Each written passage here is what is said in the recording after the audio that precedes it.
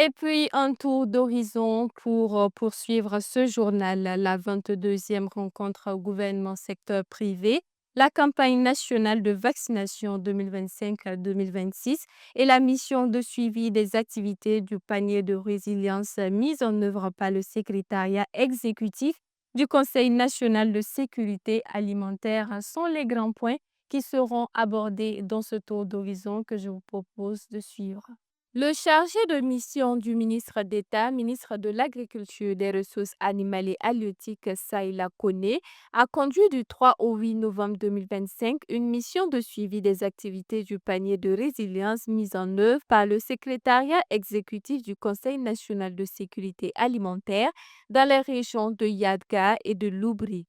Les bénéficiaires ont reçu des kits d'élevage et agricole, notamment des semences, de l'engrais, du matériel de production et en même temps des animaux.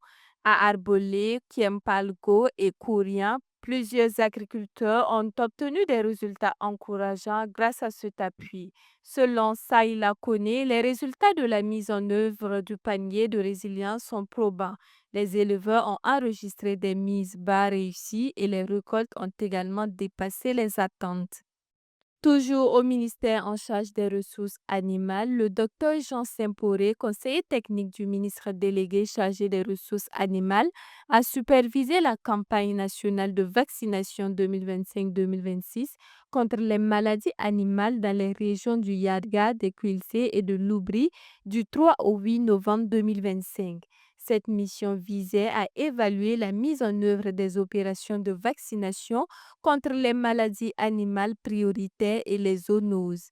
Au total, plus de 2 millions de petits ruminants seront vaccinés contre la pasteuriose et la PPR. Dr Semporé a salué la mobilisation des éleveurs et la dévotion des agents vétérinaires tout en les exhortant à poursuivre leurs efforts. Les acteurs locaux ont réaffirmé leur engagement collectif à protéger le cheptel et à lutter durablement contre les maladies animales au Burkina Faso. Nous terminons avec la 22e rencontre gouvernement-secteur privé qui s'est ouverte ce 10 novembre 2025 à Bobo-Dioulasso sous la présidence du Premier ministre Rim Talbajan Emmanuel Ouedraogo.